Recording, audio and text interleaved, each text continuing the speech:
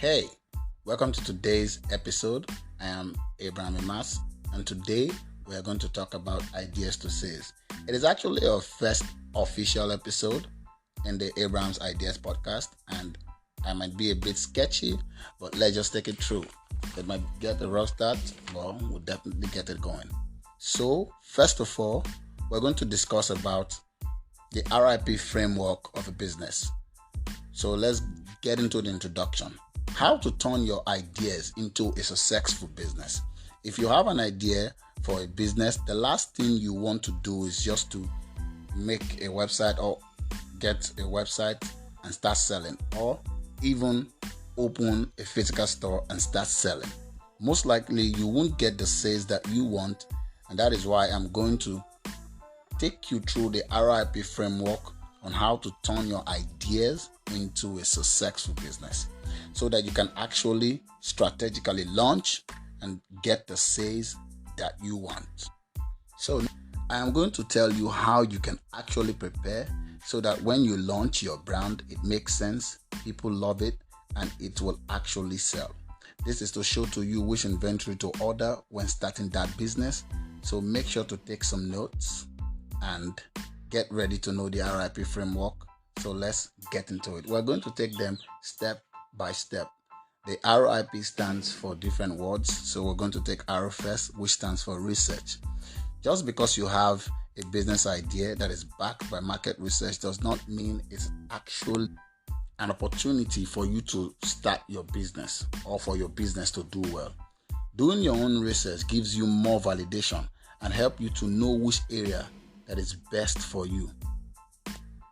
So we are going to look into some few examples of research that can help you in starting a business. First of all, we're going to look into the market research. Let's say you wanted to launch a plantain chips brand. The first thing you want to know is, okay, who else is selling plantain chips? What are the strengths of the business, the weaknesses of the business, the different opportunities that is in that business, and also the threatening factors. This is where SWOT analysis comes in. You have to do a smart SWOT analysis to get to know what you're doing. If you can do a SWOT analysis about your competitors, you can start to identify the holes in the market where you might be able to slot in. Knowing the market is important, but the main thing you want to know and learn is your customers, because your customers should be your number one priority when it comes to deciding which product you should launch with and how it should be. An example that can help any business is to first of all have a list. To have a list of people who are already buying those products or that particular product. Look out for their complaints. Know what they really want and go for it.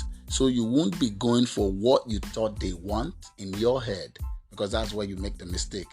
That is a very strategic way to launch any business. So in conclusion, R is for research, and that includes researching your competitors and your customers. Let's get into the next alphabet.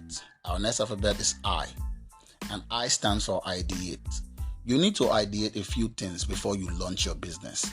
I would say the best but kept obvious secret of any biz is that you need to solve a particular problem. So now that you've done research on the market and your customers, you need to figure out what problem can your business solve, because that's when you get sales. If your business can solve a particular problem, you have already found your niche. You need to solve a particular problem. You need to figure out the problems that these customers that are already buying this particular product are complaining about, the problems that they have, and figure out a way to solve those problems. For example of that plantain chips business that we're discussing about, you need to first of all know the complaints that they are making, that the customers are always talking about. How they are complaining that the salt, for example, the salt is too much, or a particular flavor is missing, or they want that particular flavor in it. So discover it and produce a product that will actually provide solutions for those problems. And you start selling like crazy. If you can't define the problem that your business is solving, you need to go back to the research and ideation phase of developing your business idea.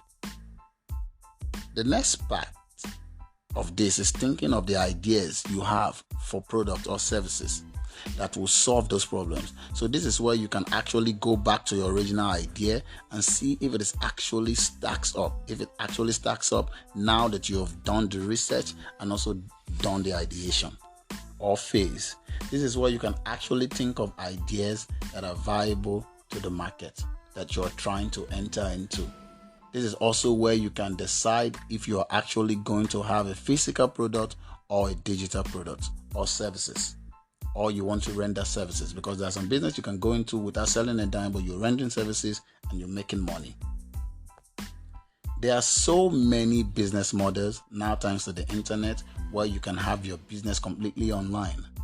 So let's talk about the last step, which is the last alphabet, and it's P. And P stands for plan. So P stands for plan. P, which is plan. At this point, you should have your market research done.